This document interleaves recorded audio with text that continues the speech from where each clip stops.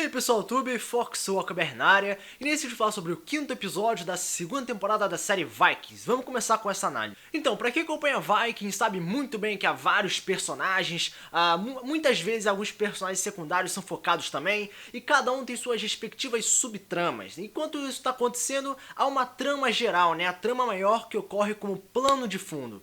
Então, para manter esse vídeo mais organizado, eu vou falar dos personagens que mais se destacaram, né, que mais afetaram a trama geral, dizendo quais foram os pontos positivos do personagem, os pontos negativos, e dizer que foi válido algumas coisas ou não, né. Então, vamos primeiramente falar do Rollo, né, que assim, nesse episódio teve um diferencial que ele não teve tanto foco assim, né, ele participou apenas como um ajudante, mas pareceu mais algo secundário, mas ele manteve, né, de acordo com o episódio, ele manteve a fidelidade com a família do Ragnar, né, no caso a própria família dele, né, tentando provar que ele não vai mais trair o Ragnar, não vai trair mais seu irmão, que respeita todos e tá tentando manter, né, essa postura que tá do lado deles. Isso é legal, né, isso mostra uma clareza maior da sua mudança de lado.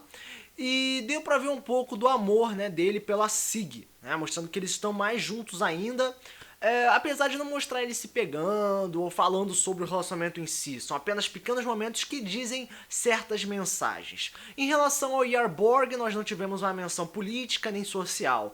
Apenas teve um aumento da raiva dele com Ragnar, então eu senti falta de um aprofundamento nesse personagem.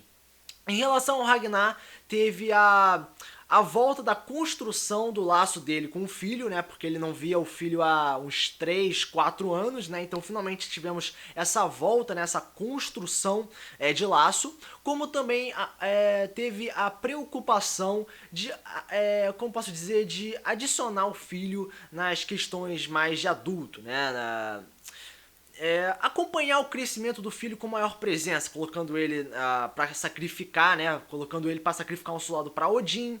E também ele manteve aquela trama entre escolher a Lagertha ou a Aslaug, que mesmo sendo a mesma trama, o mesmo conflito de alguns episódios atrás, teve uma mudança significativa que foi o amadurecimento, né? Os personagens estavam mais velhos, né, certamente, e esses mesmos problemas repetidos deu pra ver uma postura completamente semelhante, mais controlada, não somente semelhante, né, no caso, teve um pouco de diferencial que foi interessante, porque eles são mais velhos, têm maior controle, então eles estão mais sábios, né, então eles estão procurando resolver as coisas sem nenhuma briga destacável, né, então isso foi legal de assistir.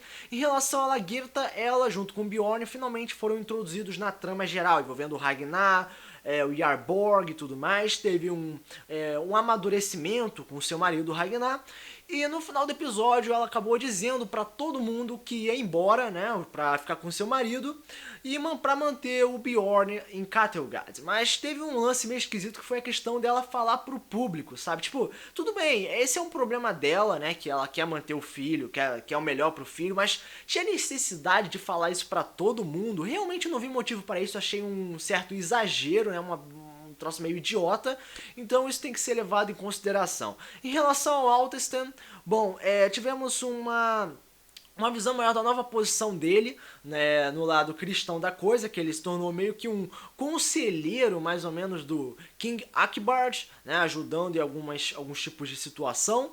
E novamente tivemos a questão do conflito, né, ele ser cristão ou ser um viking.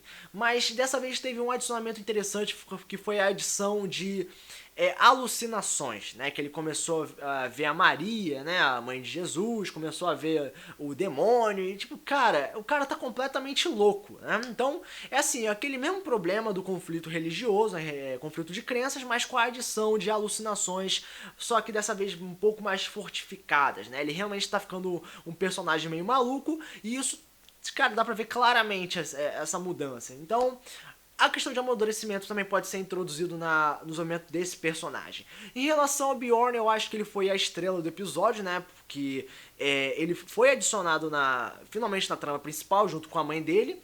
E durante, né, os conflitos que tiveram durante o episódio, deu pra ver as suas habilidades em luta, como também o tipo de guerreiro que ele é. Não somente que ele quer provar algo pro pai, né, mostrar que ele cresceu, que ele é capaz de apresentar resultados positivos, mas ele parece se preocupar com as pessoas ao seu redor. Pô, ele viu um Viking ferido e falou, pô, você tá bem, né? Então dá pra ver que ele se diferencia dos outros por essa questão de fidelidade, questão de importância e tudo mais.